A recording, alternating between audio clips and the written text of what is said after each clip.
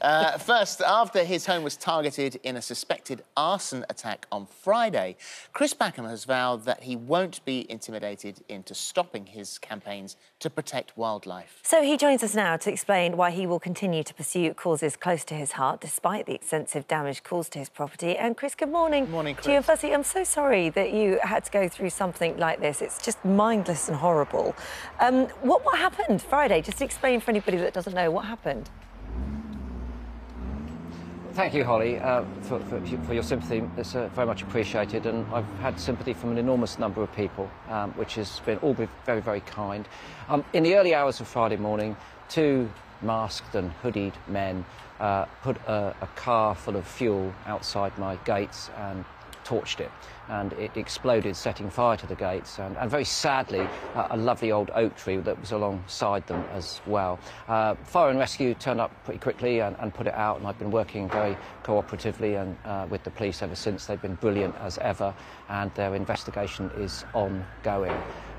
It's been an escalation, if you like. As you might recall, people have been tying dead animals to my gate and sending death threats through the post and other unsavoury things through the post as well. So all of this we've kind of learned to live with, but this is definitely, you know, ramping it up, as it were. Chris, were you in with the family at the time?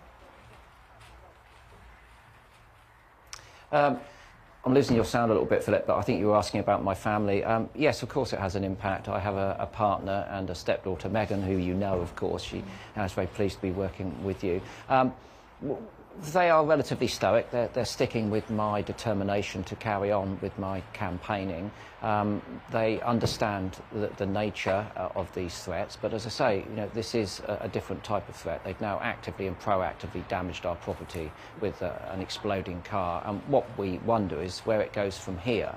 Is it the house that's going to be burned down? Are we going to be physically abused? Are they going to damage our vehicles? I mean, ultimately, when people are taking these sorts of actions, you never know when they're going to stop, and that's why we have been working so cooperatively and amenably and brilliantly with the police. We've taken on board all of their advice, and we have certain practices and protocols that we have to do now when it comes to receiving posts and so on and so forth. But, you know, I get up every morning and all I really want to do is make the world a better place for wildlife and people. Yeah. You know, I never imagined that, you know, having a keen interest in the environment and conservation would ever lead to this.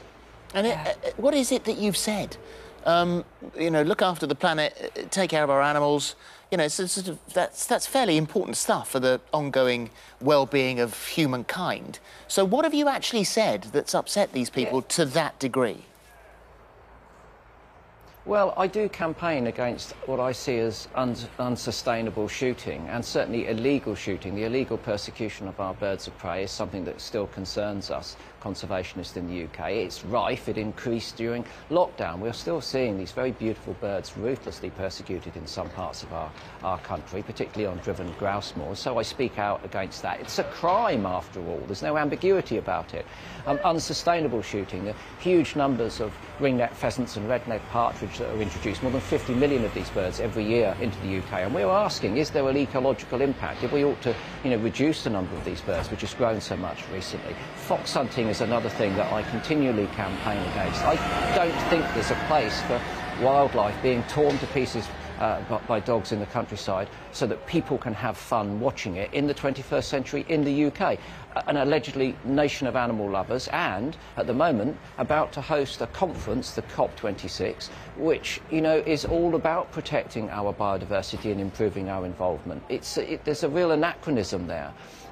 So I do campaign to change people's minds and change their practices over these issues, but some people are very resistant to having their mind changed. They want to continue to do this sort of harm, and I don't think it's acceptable. No, and you are very resistant to this threat and to what's happened, because you are adamant that you are not going to change the way that you conduct your life. You still feel incredibly passionately about all of these things, and quite rightly too. You put a message out, a video out on Twitter, and it was very strong, just saying that, you know, you're not going to stand down. Well, Holly, what do I do? You know, it's ingrained within me. I love wildlife and have done since I could first crawl around our small back garden. In the space of my life, I've seen enormous declines in that wildlife and its habitats. That's happened on my watch.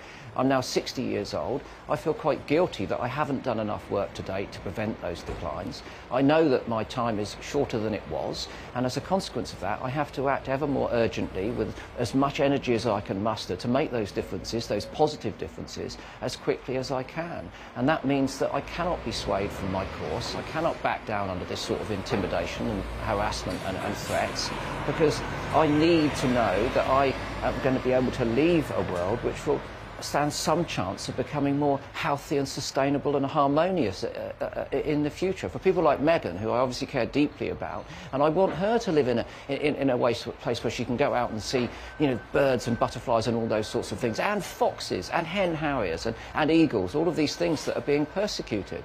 So I can't be swayed. The intimidation is just not going to work because I don't have a choice. You're always welcome on this show, Chris, but, however, in an ironic twist, the mere fact that your gates got blown up over the weekend means you're talking to us now. So they've actually given you a platform. So what would you like to say to us to use the platform that they have given you?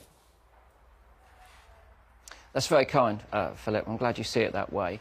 I would like to say to yourself and all of your viewers that there are certain practices taking place in our landscape which damage our interest as UK citizens. And I think those include fox hunting, and I think they include the illegal persecution of our birds of prey and other mismanagement of that landscape, which is ours to treasure. It may be green, but it's not all pleasant. But we do have a democratic right in this country to peacefully and politely stand up and ask for change. So please join me in politely and peacefully asking for those changes to take place as quickly as possible. We are facing a global environment and biodiversity crisis, and each and every one of us has to act. We have to change our minds, change our practices, so that people like our children and grandchildren can live in a much healthier and more sustainable world. And it's down to us to do that. So please try to join me in my vocational drive to see that become a reality. Thank you. Thanks, Chris. Thank you. You look after yourself. Yeah. Take care. Thanks, Holly. Thank you, Philip. Bye-bye.